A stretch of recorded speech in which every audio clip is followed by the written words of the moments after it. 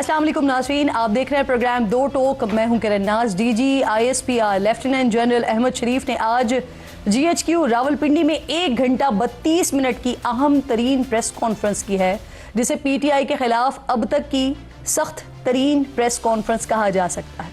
इस अहम तरीन प्रेस कॉन्फ्रेंस में DG ISPR ने मुल्क की सिक्योरिटी और पाक फौज के खिलाफ मनफी प्रोपेगेंडो के हवाले से तफसील से बात की है। बानी ने PTI का नाम नहीं लिया।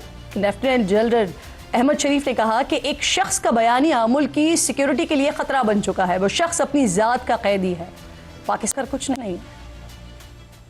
अब सियासत खत्म हो चुकी है। अब उसका जो बयानिया है वो पाकिस्तान की नेशनल सिक्योरिटी को थ्रेट बन चुका है। उस ज़हनी मरीज की ट्वीट को देखें कैसे इन्होंने ट्वीट की। वो कहते हैं ना सिम्टम्स होते हैं ना बीमारी के, ये जो ज़हनी मर्ज है इसकी बीमारी के सिम्टम्स आपने पहले भी देखे। वो तुम हो कौन, ये क्या सोच है, कहां बैठ के कौन सी फ्रस्ट्रेशन है तुम्हारे अंदर, कहां से तुमने ये इल्म हासिल कर लिया, किसकी तुम जुबान बोल रहे हो। इन्होंने तो ये भी बताया था कि ये फौज जो सी है ये लड़ नहीं सकती, ये तो सिर्फ सियासत करती है। तो फौज लड़ी या नहीं लड़ी? तुम क्या पैगाम देना चाह रहे हो इस मुल्क को? तुम समझते क्या हो अपने आप को? ये कितना इंप्रेस है जो एक नॉन गद्दार है इस मुल्क का, शेख मुजीबुर रहमान, उसकी अफकार से कितना मुतासिर है, बार बार उसको कोट करता है, उसकी मिसालें देता है। वो ये समझता है कि उसको सारा इल्म है, उसके अलावा सब गलत है और जो वो कह रहा है सब ठीक है। अब हमारे और आपके दरमियान ये अपनी सियासत से फर्क डाल सकता है? कभी भी नहीं डाल सकता। इसका बाप भी नहीं डाल सकता। ये कुछ भी कर ले।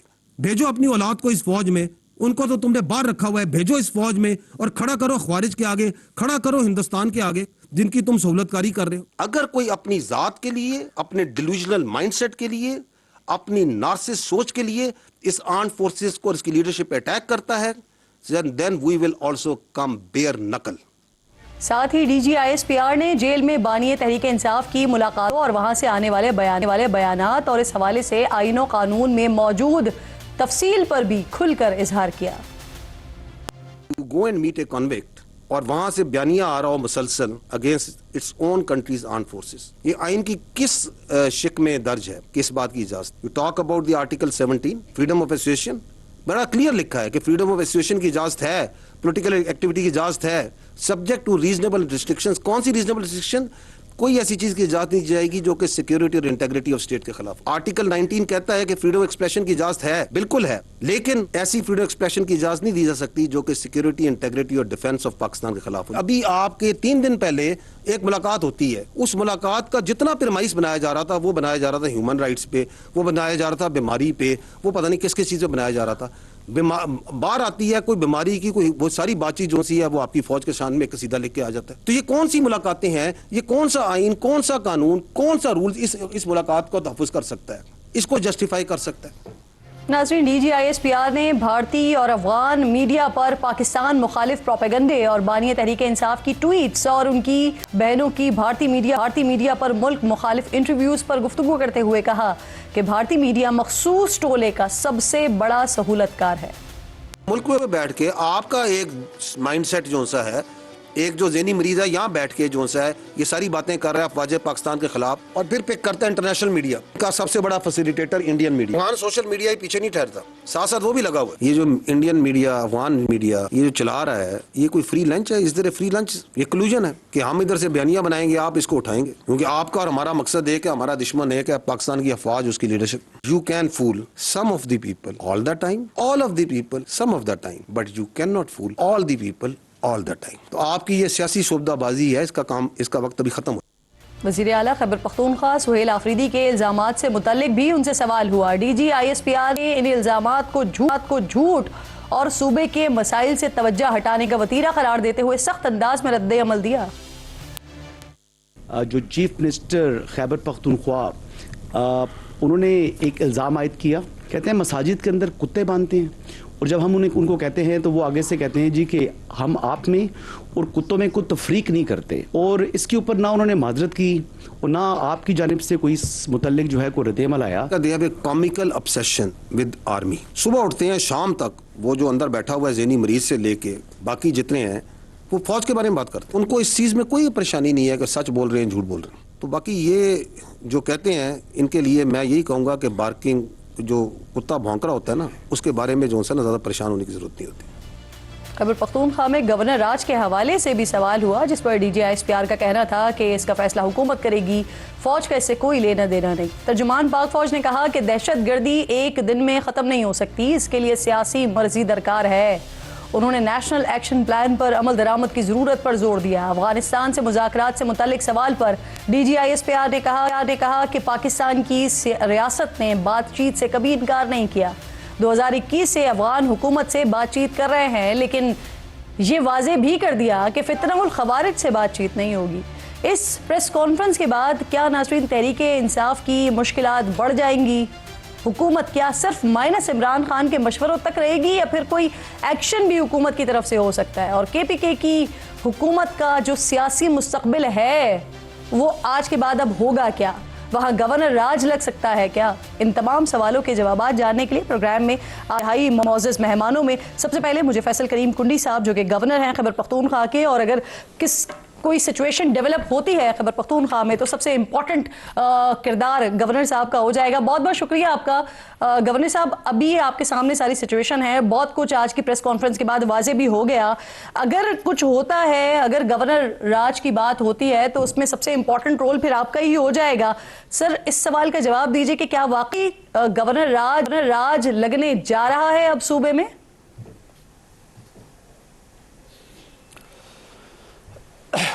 बिस्मिल्लाहिर्रहमानिर्रहीम।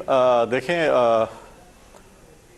गवर्नर राज की जो ऑप्शन है वो आइन में तो मौजूद है, लेकिन अब ये पता नहीं है कि हमने जो है वो इस पे आगे क्या सिचुएशन आनी है, क्या डेवलप होनी है, क्या नहीं होनी, क्या नहीं। तो अब इसको देखते हैं क्या होता है। देखें, इस सूबे ने बहुत सफ़र किया है पिछले 13 सालों से जो हम सफ़र कर रहे हैं, और रिसेंटली अभी जो हम सफ़र कर रहे हैं, आप देखें कि रोज़ाना की बेस पे हम शहादतें भी दे रहे हैं।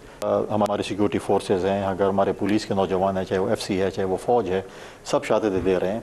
और उन लोगों के साथ जिनके साथ हमारी हुकूमत चाहती है सूबाई के वो मुज़ाकरात करें, बातचीत करें, वो कल हमारे कैड कॉलेज पे भी हमले कर रहे हैं, आपके FC के हेडक्वार्टर पे भी हमले कर रहे हैं, आपके पुलिस ट्रेनिंग स्कूल पे भी हमले कर रहे हैं। तो क्या कौन से इस्लाम में, कौन सा मज़हब में बताता है कि आप जो है वो इस्लाम या वो जो भी कहते हैं कि हम रियासत बनाना चाहते हैं, तो उस पर आप जाके स्कूलों पे हमले करें या कैड कॉलेजों पे हमले करें या ऐसे काम करें? ये तो कहीं पे भी इस्लाम में जिक्र नहीं है कि ऐसी चीज़ें हों। लिहाजा और ये तो माजी में ये कहते रहे कि इनके दफातर भी खुलने चाहिए, इनके साथ मुज़ाकरात भी। देखिए, जो मुल्क का आइन नहीं मानता, जो आपके मुल्क के कानून को नहीं मानता, जो आपके मुल्क पे हमला करता है, जो आपकी रियासत पे हमला करता है, फिर भी आप कहते हैं कि उनके साथ मुज़ाकरात हों। कैसे मुज़ाकरात फिर आप चाहते हैं? सर, आपने कहा कि ये आइन में तो मौजूद है, लेकिन क्या इस ऑप्शन का इस्तेमाल होने जा रहा है? देखिए, इस वक्त तो मुझे नहीं पता कि इस पे जो है अमल में होने जा रहा है या नहीं हो जा रहा है। देखें, तो पॉलिटिक्स है, पॉलिटिक्स में और हालात में, चीज़ों में अच्छा, आपकी वज़ीर आज़म साहब से भी मुलाकात हुई ना, जिसमें गवर्नर राज के हवाले से भी गालिबन गुफ्तगू हुई थी, तो वज़ीर आज़म का पैगाम क्या था वैसे? नहीं, मेरी वज़ीर आज़म साहब के मुलाकात में कोई गवर्नर राज पे डिस्कशन नहीं हुई। मेरी कोई अच्छा फैसल साहब, अगर मैं सिर्फ आपकी बात कर लेती हूँ, मेरी मुलाकात हुई जी मेरी जो आखिरी मुलाकात, आपकी अपनी वैसे इसमें क्या राय है? देखें, 2-3 चीज़ें हैं। एक तो यह है कि जब डॉक्टर के पास इलाज के लिए जाते हैं तो आपको वो दवाइयाँ देते हैं, एंटीबायोटिक्स देते हैं, चीज़ें देते हैं। कभी एक ऐसा स्टेज आता है जहाँ पर वो कहते हैं नहीं, ये सब कुछ नहीं है और आपको ऑपरेट करना पड़ेगा, ऑपरेशन के लिए जाना पड़ेगा, तो वो आखिरी हरबा होता है जब ऑपरेशन के लिए जाते हैं। देखें, जब हमारी अगर सूबाई हुकूमत रियासत के साथ या अपनी फ़ौज के साथ नहीं खड़ी होगी, इंटेलिजेंस बेस ऑपरेशन सपोर्ट नहीं करेगी, और रोज़ाना की बेस पे अगर हमारे सिक्योरिटी फोर्सेस के नौजवान ये डिसाइड कर लिया है कि खैबर पख्तूनख्वा को आपकी सूरत में दवाई दी जाएगी सर, और क्या पाकिस्तान पीपल्स पार्टी इसके लिए राजी है? नहीं, ऐसी बात नहीं। मैं सिर्फ ये आपको एक मिसाल दे रहा हूँ। देखिए, अगर हमारी सूबाई हुकूमत, देखें, अच्छा, गवर्नर राज मैं समझता हूँ, मेरा ज़ाती ख्याल है, maybe I am wrong, ये सूबाई हुकूमत के हाथ में इस वक्त। अगर वो रियासत को सपोर्ट नहीं करती है, आज अगर वो हमारे इस इंटेलिजेंस बेस्ड ऑपरेशन को सपोर्ट नहीं करती, जहाँ पे हमारे रोज़ हम अपने सिक्योरिटी फोर्सेस के नौजवानों के हम जनाजे, शहीदों के जनाजे उठा रहे हैं, और वो किस लिए लड़ रहे हैं, वहाँ पे लड़ाई कर रहे हैं मैदान में आप हमारे तहफ़्फ़ुज़ के लिए, और हम यहाँ पर बयान देते हैं कि नहीं, हमें तो ये नहीं चाहिए। फॉर एग्जांपल, खुदा खासा फ़ौज यहाँ से निकल जाए, हमारी पुलिस बड़ी तगड़ी पुलिस है, बड़ी बहादुर पुलिस है, क्या उनकी कैपेसिटी है कि हम हफ्ता भी अपने सूबे को जो है वो संभाल सकेंगे? हम नहीं संभाल सकेंगे। गवर्नर साहब, हम चाहते हैं कि ये इंटेलिजेंस बेस हम भी अपने। सर, मुझे फरमाइए, खैबर पख्तूनख्वा हुकूमत ने सर 9 मई के तकरीबन 50 के करीब केसेस हैं जिन्हें सूबाई हुकूमत निगरां दौर में सियासी इंतकाम के नतीजे में कायम होने वाले केसेस कह रही है ख़त्म करने की मंजूरी दे दी है। इसे कैसे रिस्पॉन्ड करेंगे आप? देखिए, कुछ केसेस ऐसे होंगे जिसमें अगर आप कहें कि जी ख़त्म होने चाहिए, कुछ नहीं होने चाहिए। देखो, ये तो अदालतों ने फैसले करने के, उन्हें क्या करना है, वो फैसला आपने और मैंने नहीं करना। मैं फॉर एग्जांपल आपके ऊपर एक इल्ज़ाम लगाऊंगा कि ये चीज़ें हैं और मैं आपको अदालत में लेके जा रहा हूँ या मुझे अदालत में लेके जाती हैं, तो फैसला जुडिशरी नहीं करना है, अदालतों नहीं करना है कि वो फैसला कैसे है कैसे नहीं है। तो लिहाजा ये चीज़ें हैं कि अगर आप बोलेंगे जी आप क्या बोले कि 9 मई नहीं किए इन लोगों ने, तो फिर कौन से, क्या इंडिया के लोग आते हैं यहाँ पर 9 मई करने वाले? क्या इनके बयानात नहीं थे? क्या इनकी वो चीज़ें मौजूद नहीं थी? एक और चीज़ जो मैं कहता हूँ कि इन्होंने एक ट्वीट या जो DSPR साहब ने बात की आज कि जी वो NSW में या NDU में जो लोग ट्रेनिंग करने के लिए गए थे या जो भी कोर्स करने गए थे वो हमारे नहीं है। तो मुझे बताएं कि NSW की रिकमेंडेशन कौन देता है? कौमी असम्बली में स्पीकर देता है, सेनेट में चेयरमैन सेनेट देता है, सूबाई असम्बलियों के स्पीकर्स देते हैं नाम कि ये हमारे मेंबर्स हैं। तो लिहाजा आपने पहले अपने मेंबर भेजे, उसके बाद आखिर में आप कहते हैं कि जी नहीं, हमने तो सारी जो है ना चूरी खा भी ली, और फिर कहते हैं कि इस चूरी में जो है साग कम था और जो है वो चीनी भी कम थी और शक्कर भी कम था और ये भी कम था। ठीक सर, मुझे ये आखिर में फरमाइए कि आप एक सीनियर पॉलिटिशियन भी हैं, आपने अच्छे बुरे हालात भी देखे हैं। इस वक्त पाकिस्तान तहरीक इंसाफ के लिए आपको क्या रास्ता नज़र आ रहा है? क्योंकि कुछ मैं जो मौजूदा हुकूमत है उनके लोगों को देख रही हूँ तो वो मुज़ाकरात की बात भी कर रहे हैं, कुछ माइनस इमरान खान का भी मशवरा दे रहे हैं। अब इस वक्त जिस तरह की आज प्रेस कॉन्फ्रेंस हुई है, इसके बाद तो ऐसा लगता है कि एक तरफ इमरान खान भी पीछे हटने को तैयार नहीं है और अब रियासत भी सामने आ गई है अब जवाबुल जवाब के लिए। तो रास्ता क्या नजर आ रहा है आपको? क्या माइनस इमरान ही कोई रास्ता है या फिर इसके अलावा कोई ऑप्शन है PTI के पास? देखिए, सबसे पहली प्रायोरिटी तो हमारी रियासत ही होती है। सियासत भी चलती है, सब कुछ होता है, चल रही होती है, लेकिन जो है ना वो रियासत सबसे पहली प्रायोरिटी होती है इंसान की, और रियासत ही हमारी प्रायोरिटी होनी चाहिए। जहाँ तक एज ए पॉलिटिकल वर्क मैं देख रहा हूँ तो बहुत ही कम ऑप्शंस मौजूद हैं PTI के साथ, और उन्होंने इस फैसले करना है कि इनका ऑप्शन में उन्हें किस तरह खेलना है। आया उन्होंने वही खेलना है कि जो उनका बयान है, या जो चीज़ें हैं, जो जेल में बैठा शख्स है जो ट्वीट्स भी करते हैं और आपको इस तरफ ललकार रह के आएँ और आप रियासत के साथ भी लड़ें, हुकूमतों के साथ भी लड़ें और इंतशार फैलाएँ, चीज़ें फैलाएँ, तो आपने उनके नक्श कदम पे चलना है। तो मैं समझता हूँ कि फिर कोई ऑप्शन के पास नहीं रह जाती। और भी ऑप्शंस जो हैं, जैसे आपने कहा कि किसी हुकूमती लोगों ने या वज़रा ने, जैसे राना नसरुल्लाह साहब ने कहा कि मुज़ाकरात, तो बहुत कम ऑप्शन रह जाते हैं। मैं समझता हूँ कि इस पर सूबाई हुकूमत पे इन्हिसार है कि वो गवर्नर राज लगवाना चाहती है या नहीं। अगर मैं समझता हूँ कि अगर वो रियासत के साथ और वफाकी हुकूमत के साथ, मैं समझता हूँ कि सूबे के अमन के लिए, सूबे की सलामती के लिए, सूबे की खुशहाली के लिए अगर काम करें तो मैं समझता हूँ चीज़ें बेहतर हो सकती हैं। अदरवाइज़ फिर कोई और ऑप्शन नहीं है। ठीक, सूबाई हुकूमत के तर्जुमान भी यहीं पर मौजूद हैं, इसी बात को इनसे कंटिन्यू करेंगे। बहुत बहुत शुक्रिया फैसल करीम खुन्नी साहब प्रोग्राम थे। मेरे इंतहाई मोहतरम शफी जान साहब मुशीर इत्तलात हैं, खैबर पख्तूनख्वा, मेरे साथ मौजूद हैं स्टूडियो में। बेहद शुक्रगुजार हूँ आपके वक्त। हुज़ैफा रहमान साहब अनदर ऑनरेबल गेस्ट मुआविन खुसूसी हैं वज़ीर आज़म के, मैं आपकी भी खुशामदीद कहती हूँ। शफी जान साहब, आपसे ज़रा बात का आगाज़ करते हैं। आज की प्रेस कॉन्फ्रेंस डेफिनेटली आपने सुनी होगी, हुकूमत का मौक़िफ़ वो भी आप देख रहे हैं। अब सर कुछ ऑफर्स भी आ रही हैं, माइनस इमरान खान की बातें भी हो रही हैं, क्या समझते हैं क्या माइनस इमरान खान वाली जो ऑफर अगर आप लोगों के पास आ रही है ये आप लोगों के लिए काबिल कबूल होगी, या कोई ऐसा रास्ता ढूंढा जाए, निकाला जाए कि कुछ अरसे के लिए खामोशी हो और मामलात को बेहतर किया जाए अपने हक में? सर सबसे पहले आपका शुक्रिया। आपने कल वफाकी वज़रा की प्रेस कॉन्फ्रेंस भी देखी होगी और आज DG ISPR की भी आपने प्रेस कॉन्फ्रेंस देखी होगी। देखिए, दोनों प्रेस कॉन्फ्रेंस में एक चीज़ मुश्तरक थी, वो इमरान खान थे। सारी आप दोनों प्रेस कॉन्फ्रेंस उठाएं, दोनों प्रेस कॉन्फ्रेंस में इमरान खान से शुरू हुए हैं और इमरान खान और तहरीक इंसाफ पे ख़त्म हुए हैं। DG ISPR साहब खुद कहते हैं कि जी हमें सियासत में ना खींचा जाए, लेकिन आज की प्रेस कॉन्फ्रेंस तो पूरी सियासी थी। शुरू से ही इमरान खान साहब से शुरू हुए हैं और तहरीक इंसाफ पे ख़त्म कर दिया। ये मानेंगे कि आगाज़ आपकी तरफ से हुआ? उस पर मायूसी हमें ज़रूर हुई है उनकी प्रेस कॉन्फ्रेंस पे। जहाँ तक इमरान खान साहब की माइनस की बात हो रही है तो ये सवाल ही पैदा नहीं होता। ये पहले दिन से काफ़ी बात इस पे हो रही थी, तब भी हमने कहा था कि ऐसा पॉसिबल ही नहीं है। तहरीक इंसाफ इमरान खान है, इमरान खान ही तहरीक इंसाफ है। शफी साहब, आपको मायूसी किस बात पर हुई? क्योंकि जो आज बात की गई है, आगाज तो वो और ये परसों का आगाज नहीं था कि जब मुलाकात हुई उसके बाद ट्विटर पैगाम आया। देखिए, ये इससे पहले के तवातुर से इस तरह के पैगाम आ रहे मायूसी हैं। जो है वो इस पे हुई कि एक इदारा जो खुद कहता है कि जी हम सियासी नहीं है, हमें सियासत से दूर रखा जाए, और फिर वही उसी इदारे का तर्जुमान जो है वो सियासी प्रेस कॉन्फ्रेंस कर डालता है। वही तर्जुमान जो है वो इमरान खान से शुरू होता है और तहरीक इंसाफ पे ख़त्म कर देता है। वही तर्जुमान जो बारहा आईन की बात करता है, दस्तूर की बात करता आप है। ये नहीं समझते कि ये जो उसी इदारे के सरबराह को जिस तरह से मुलायम किया जाता रहा, जिस तरह से उनके लिए ट्विटर पैगामात आते रहे, वो क्या दुरुस्त हो रहा था?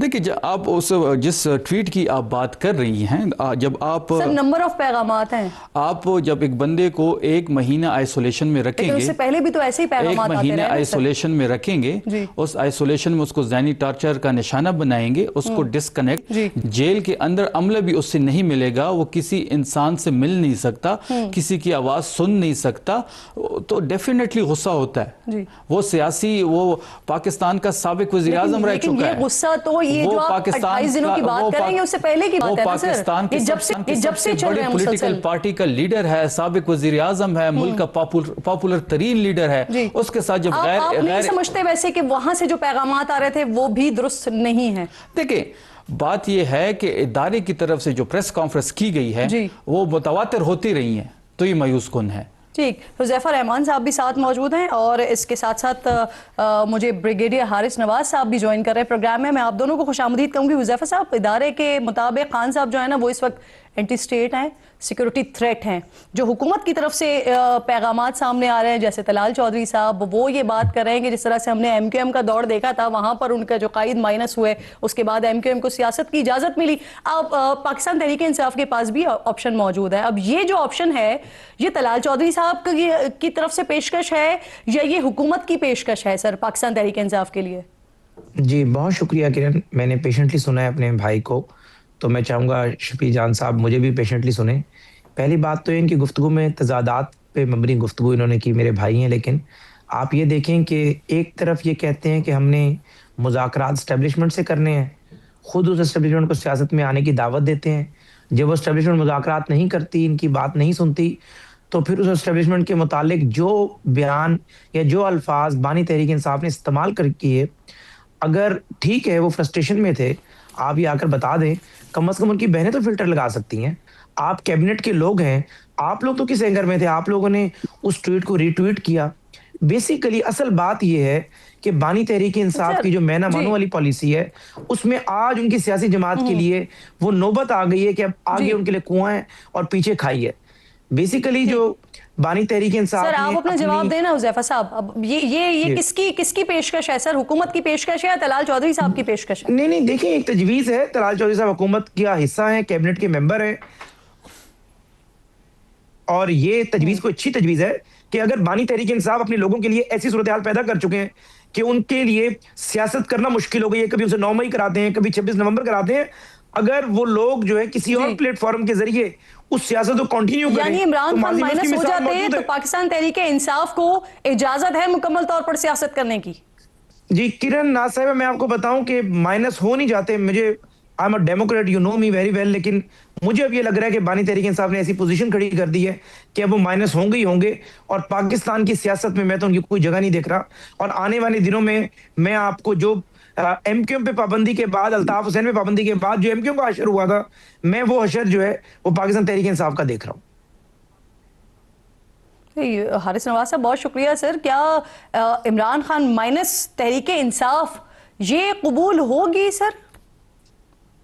देखिए, बात ये किरण के, एक तो जिस तरीके से इस वक्त नैरेटिव बिल्ड किया जा रहा है, और दुश्मन हमारा इंडिया, हमें पता है कि उसको कितना हमने इनको शिकस्त दी है, और फील्ड मार्शल सैयद आसिम मुनीर ने जिस तरीके से एक प्रॉपर प्लान करके एग्जीक्यूशन किया, पूरी कौम को इकट्ठा किया, इंडिया को शिकस्त फाश थी, मुंह काला किया, अभी तक वो शख्स को भूल नहीं रहे हैं, और वो कोई मौका ढूंढते हैं कि किस तरह पाकिस्तान में बदला लें। और अगर आपके पॉलिटिकल पार्टी की एक टीम सोशल मीडिया उनके साथ सपोर्ट नेक्सस इकट्ठा कर लेती है, अफगान तालिबान रजीम के साथ मिल जाती है, और उसके साथ आपके बानी के खुद ट्वीट ऐसे आए जो सिपा सलार के इतने खिलाफ डेरोगेटरी मार्क्स हों, जबकि दुनिया उनको मान रही है। जिस तरीके से उन्होंने पाकिस्तान का नाम रोशन किया, और प्रेसिडेंट ट्रम्प क्या बात करते हैं, क्या तारीफ करते हैं, मिडिल ईस्ट में आप देख लें, जी उसके बाद जो आप यूरोप में देखें, तो जी। इस मौके पे ऐसी ट्वीट कर देना, मुझे बताइए कि it amounts to really anti state activity. एक अगर इंडिया के साथ मिल के उनके मतलब की बातें करें, बैन जाके वहां पर टीवी पे जाके बात करेंगे जी। जी वो के लोगों सर चाहिए माइनस इमरान खान पीटीआई कबूल होगी? देखिए खालिद साहब? ये अब डिपेंड करता है कि बाकी लोग कैसे बिहेव करते हैं, दैट्स मोर इम्पोर्टेंट। बानी पीटीआई ने अपने रास्ते खुद कटवा लिए हैं, तो मेरे ख्याल में अगर वो होते हैं और बाकी रोल अपना पॉजिटिव प्ले करते हैं, then it be they should be last option के बैन कर दिया जाए। बट आई थिंक अगर इसको देखते हैं तो सही। ये अब बातें ये भी हो रही है ना,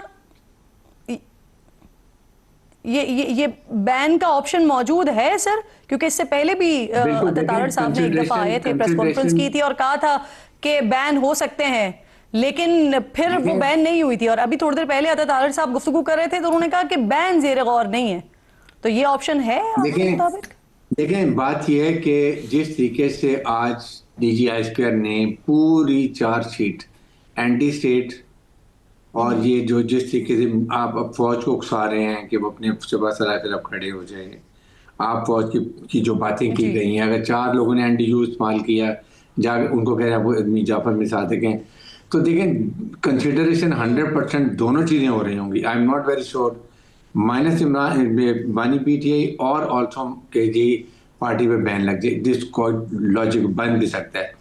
इसी तरीके से आप अगर KPK में देखें तो जो वहाँ पर बैड गवर्नेंस है, वहाँ का एडमिनिस्ट्रेटिव ढांचा खत्म हो चुका है, वहाँ पर आप कोई चीज़ डिलीवर नहीं कर रहे हैं, करप्शन इंतहा से ज़्यादा है, सिक्योरिटी इन्वायरमेंट खराब हुई हैं, इलीगल गाड़ियाँ, करप्शन, वो चीज़ें चल रही हैं। अगर इन सारी चीज़ों को आप देखते हैं तो ये भी, लेकिन जाहिर है कि ये एक पोलराइज्ड सोसाइटी, लेकिन ये भी कंसिडर हो रही है। अब डिपेंड करता है ये कैसे बिहेव करते हैं और इसका रिजल्ट क्या आता है, बिहेव कैसे करते हैं। ठीक है सर, आप कह रहे हैं कि पूरी चार्जशीट, लेकिन मेरी नज़र में तो ये हुकूमत के लिए भी एक चार्जशीट है कि 9 मई का भी जब वाकया हुआ था उसके बाद भी बार बार जब प्रेस कॉन्फ्रेंस होती थी तो कार्रवाई की बात होती थी, लेकिन कोई कार्रवाई की नहीं गई। इरफान सिद्दीकी साहब को अल्लाह गरीक रहमत करे, वो बार बार मेरे प्रोग्राम में आए, उन्होंने कहा कि इस पर काम हो रहा है, लेकिन फिर हमने उस तरह का कोई काम होते हुए देखा नहीं।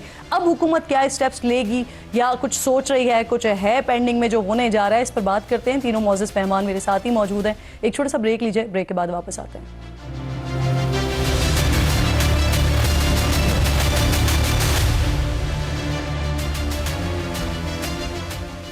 प्रोग्राम में एक बार फिर आपको खुशामदीद कहती हूँ। मेरे तीनों मोअज़्ज़ज़ मेहमान मेरे साथ ही मौजूद हैं। हुज़ैफ़ा साहब, हुकूमत आज की प्रेस कॉन्फ्रेंस पर सर राय क्या रखती है?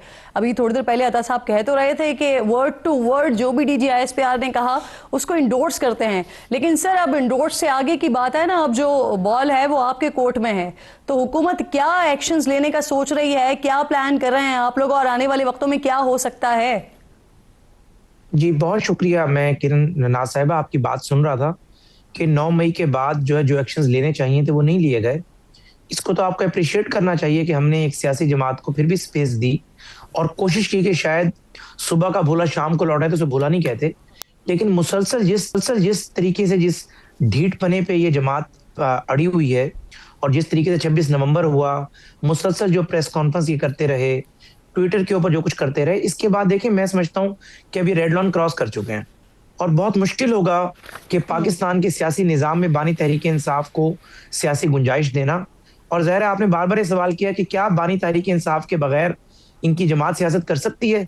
देखिए जी, एक बात तो आपको मैं गुजारिश कर दूं कि बानी तहरीक इंसाफ तो इस तरह का स्टांस और ये हरकत कर कर इस सिस्टम में सियासत नहीं कर सकते।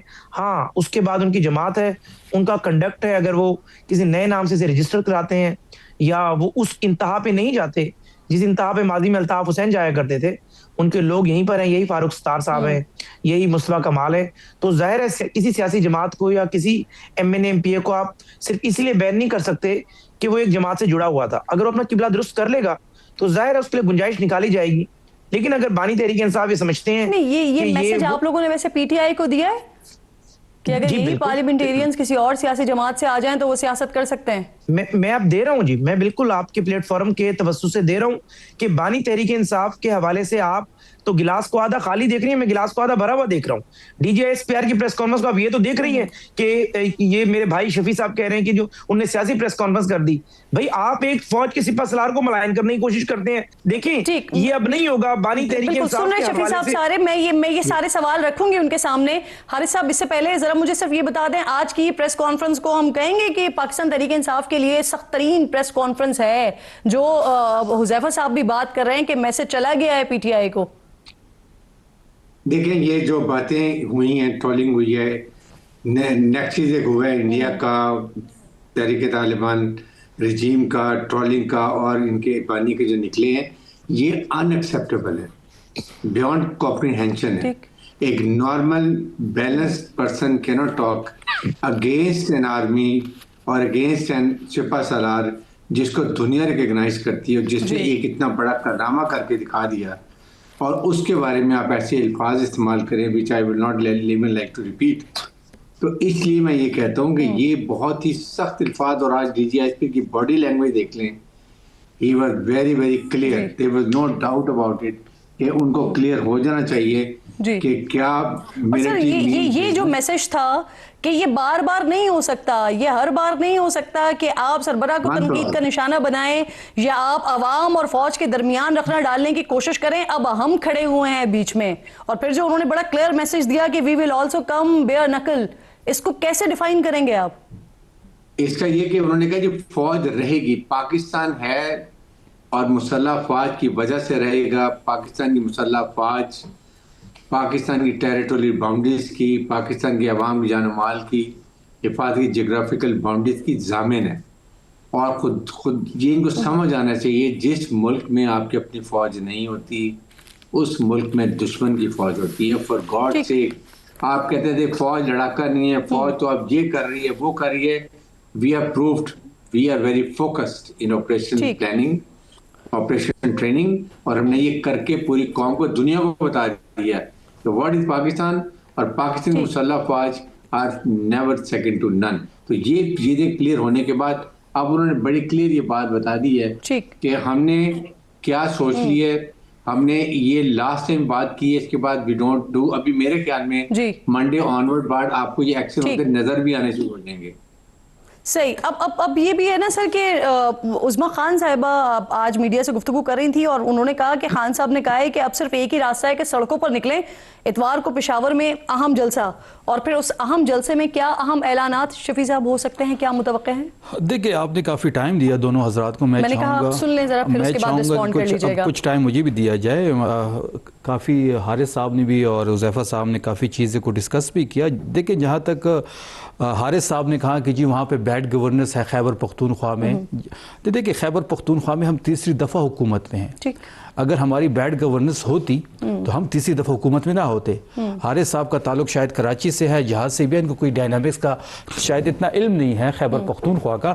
2002 में एमएमए आती है, 8 में ANP आती है, और 13 से लेके आज तक तहरीक इंसाफ है, और उससे पहले नून लीग की हुकूमत थी। तो खैबर पख्तूनख्वा में कोई दूसरी दफ़ा नहीं आया उसकी तारीख में, हम तीसरी दफ़ा गवर्नमेंट कर रहे हैं। तो हमारी गवर्नेंस है, कुछ बयानिया हमारा है, कुछ हमने डिलीवर किया है, तो हम गवर्नमेंट में है, पहली बात। दूसरी बात हुज़ैफा साहब ने की किसी और प्लेटफॉर्म की, बात बड़ी क्लियर है कि माइनस इमरान का ना कोई तस्वर कर सकता है ना ये हो सकता है। इमरान खान ही तहरीक इंसाफ है और तहरीक इंसाफ ही इमरान खान है। जो 9 मई में जिन पे केसेस थे वो वीडियो करते थे, वो साफ हो जाते थे। आप मुझे बताइए कि पेशावर में क्या होने वाला है, क्या देखिए हमने तमाम कानूनी और आईनी रास्ते, समझते हैं कि सड़कों पर निकलना आप लोगों के लिए वायबल होगा? देखिए हमने कानूनी और आईनी तरीके सारे इस्तेमाल कर लिए हैं। वजीर आला साहब 9 दफा अडियाला आ चुके हैं, 9 दफा उनकी मुलाकात नहीं हुई। कोर्ट के, हाई कोर्ट के ऑर्डर उनके साथ, CM को कह दिया गया, PM को कह दिया गया, चीफ जस्टिस से बात हुई, सारी चीजें ऑन रिकॉर्ड पड़ी है, धरना हमने दे दिया। अब हम अवाम के पास जा रहे हैं। वही एक रास्ता हमारे पास बचा है, जहाँ ना अदालतों में हमारी सुनवाई हो रही है ना कहीं और हो रही है। तो हमने आखिर में अवाम के पास ही जाना होगा। 7 दिसंबर को आप देखेंगे पेशावर में एक जमे गफीर होगा। खैबर पख्तूनख्वा में आप देखेंगे वो गढ़ है तहरीक इंसाफ, ऐलान ऐलान क्या करने जा रहे हैं? देखिए वो 7 दिसंबर को इंशाल्लाह आप देखेंगे कि हम क्या ऐलान करने जा रहे हैं। वो कार्ड हमने सीने के साथ लगाई हुई नहीं, हैं। कोई एहतजाज करने जा रहे हैं? ये आप या 7 धरना देने जा रहे दिसंबर हैं? तक वेट कर ले, 7 दिसंबर को अगला लाएमल सर, क्योंकि मैं पीटीआई के ना अभी पिछले कुछ अरसे में बहुत सारी फाइनल कॉल्स देख चुकी हूँ कि जिसके बाद फिर हमें सोहेल आफरीदी साहब जब से आए हैं। मैं आती हूँ एक छोटे से ब्रेक की मुझे कॉल, तीनों मोअज़्ज़ज़ मेहमान साथी मौजूद हैं, ब्रेक लीजिए, वापस आइए।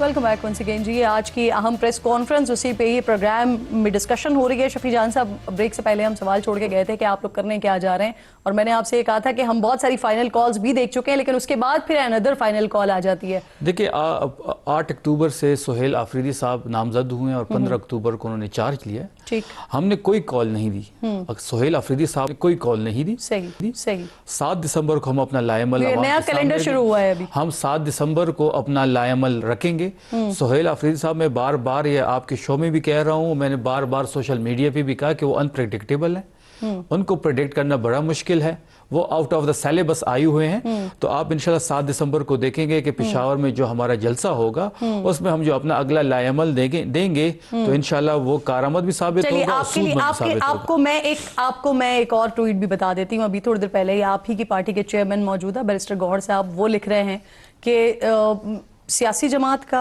या फिर सियासी या फिर अस्करी इदारों के लोगों का एक दूसरे को ज़हनी मरीज कहना ये अफसोसनाक है। आप भी ऐसे ही समझते हैं? क्योंकि आगाज, मैंने जैसे शुरू में भी कहा था कि आगाज तो वहीं से हुआ था। देखिए, जहां तक आप भी यही समझते हैं अफसोसनाक है? जहां तक पॉइंट ऑफ व्यू की बात है, बैरिस्टर गौहर, मैंने तो उनकी ट्वीट नहीं देखी, आपने बता दिया तो वो ट्वीट मैं देख लूंगा। बैरिस्टर गौहर साहब भी इसको, सलमान अकरम राजा साहब हो गए या बैरिस्टर गौहर साहब हो गए, तो इस प्रेस कॉन्फ्रेंस को रिस्पॉन्ड करेंगे, हम भी रिस्पॉन्ड करेंगे।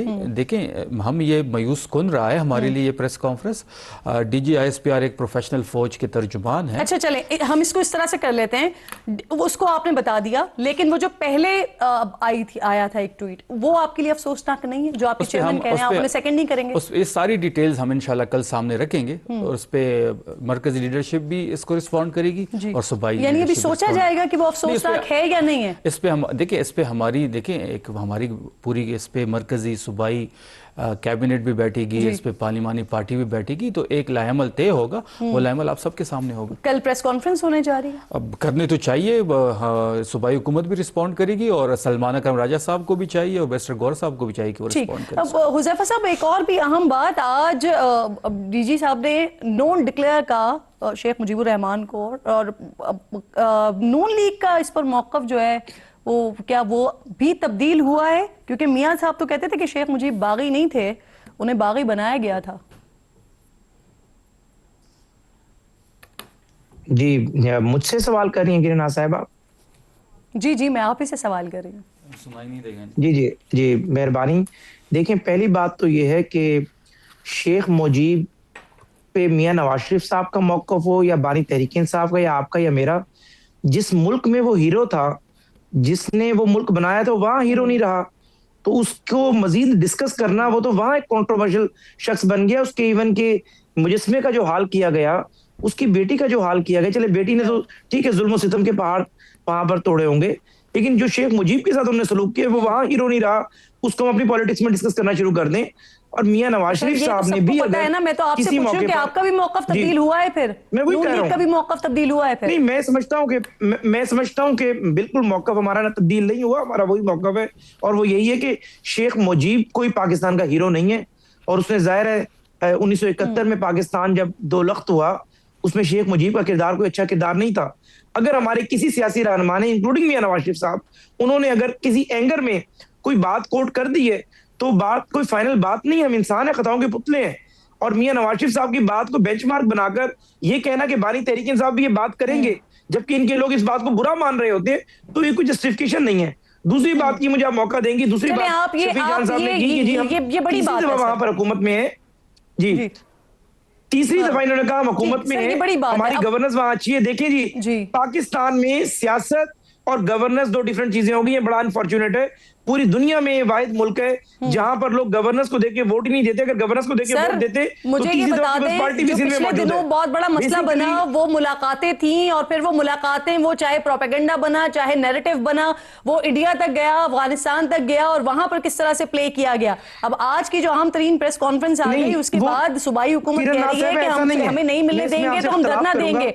मिलने देंगे या नहीं देंगे, या मुलाकातें अब बंद? मुलाकातें बिल्कुल बंद होंगी। कोई सियासी मुलाकात का तो सवाल ही पैदा नहीं होता। फैमिली के लिए हमने गुंजाइश निकाली थी, लेकिन फैमिली ने हमारे गुडविल जेस्चर का जो हमें सिला दी है वो आपके सामने। और किरण साहब, ये कोई दलील नहीं है कि मुझे मुल्क में बात करने की आजादी हासिल नहीं है तो मैं दुश्मन मुल्क के चैनल पे जाके बात करूंगा, हालांकि फैक्चुअल गलत है। मेरी मालूमात के मुताबिक आपके चैनल ने कई मरतबा आपके चैनल ने कई मरतबा बानी तहरीक इंसाफ की बहनों को कहा कि हमें एक्सक्लूसिव इंटरव्यू देते हैं, उन्होंने रिफ्यूज किया। ये गलत बयानी करती हैं। ये कोई दलील नहीं है। बता दें, मुलाकातें आज या होंगी? जी, मुलाकातें आज से बिल्कुल बंद है। नहीं, अभी मुलाकातें बिल्कुल बंद है। फैमिली की भी, सियासी भी और वुकला की भी। बाकी रह गई बात, अगर फैमिली उनकी वेलबींग जानना चाहती है उसके लिए हम एक मैकेनिज्म वजह करेंगे। इस बात को फुल प्रूफ रखेंगे कि उनकी बहन ये ना हो कि मिलकर आए वापस आ एक ऐसा मुतनाज़ा ट्वीट करे और बाद में कहेगी वो तो अंदर कैद है, उसको तो पता ही नहीं उसका हैंडल कौन इस्तेमाल कर रहा है। यानी ये पहली दफा हमने देखा है मियां नवाज शरीफ भी गिरफ्तार हुए हैं, शहबाज साहब हुए हैं, बेनजीर भुट्टो हुई हैं, जुल्फकार अली भुट्टो हुए हैं। कभी किसी ने इस मुल्क के साथ ये सलूक नहीं किया जो शख्स करना चाह रहा है। ये तो तमाम सियासतदानों के लिए आपका बड़ा वाज़ेह जवाब आ गया। मुझे इजाजत दीजिए ना, मुझे शफी साहब से बात करने दें, फिर शिकवा करेंगे, टाइम नहीं देंगे, बात करने दें। शफी साहब, 9 मई के हवाले से कैबिनेट ने जो 51 केसेस खत्म करने की मंजूरी दी है, सर क्या बेहतर नहीं होता कि ये मामला अदालतें ही देख रही होती, क्योंकि आप लोगों को तो इस्तिस्ना पर एतराज है ना सर? कोई इस्तिस्ना तो नहीं लिया। हमारा ये मानना है कि 9 मई और 10 मई के जो केसेस थे वो इंतकामी केसेस थे। उसमें ना तहरीक इंसाफ, नहीं, मुझे कंप्लीट करने दें। वो इंतकामी कार्रवाइयों पे मबनी थे। मैं आपको सबूत दे सकता हूं कि एक बंदे पे करक में भी एफआईआर है, उसी बंदे पे सेम टाइम पे कोहाट में भी एफआईआर है, और उसी बंदे पे उसी टाइम पेशावर में भी। सर अदालतों से आप 2627 तरमीम के बाद आप अदालतों से क्या इंसाफ की उम्मीद रखते हैं? अदालत तो अपना हुक्म दिया हुआ है कि सोहेल अफरीदी साहब जाके मिल सकते हैं, वो अपने हुक्म पे अमल दरामद नहीं कर सकते। मंजूरी दे दी है 51 केसेस? बिल्कुल विड्रॉ कर रहे हैं हम 51 केसेस जो है 9 और 10 मई के खैबर पख्तूनख्वा में जितने भी ये बेबुनियाद केसेस बनाए गए हैं वो हम विड्रॉ कर रहे हैं। और हम इससे बढ़ के भी ये बात हमने कही है कि जो 9 मई में मुलविस था बिल्कुल उसको सजा दी जाए, लेकिन उसके लिए सीसीटीवी फुटेज लाई जाए। अगर फिर सीसीटीवी फुटेज नहीं है, फिर जिस दिन वो सीसीटीवी फुटेज छुराई है तो वो उसी ने 9 मई कराया है, 9 मई तहरीक इंसाफ से नहीं कराया। तहरीक इंसाफ के खिलाफ इस्तेमाल जरूर हुआ। सर इस पे मजीद बात हो सकती है, लेकिन वक्त मेरे पास बिल्कुल खत्म हो गया है। मेहमानों की भी शुक्रगुजार हूँ, साथ मौजूद थे। वक्त खत्म हो गया प्रोग्राम का। इंशाल्लाह आपसे मुलाकात होगी कल। अपना और अपने मुल्क का खास ख्याल रखिए। फ़लस्तीन को, कश्मीर को अपनी दुआओं में याद रखिए। अल्लाह निगहबान।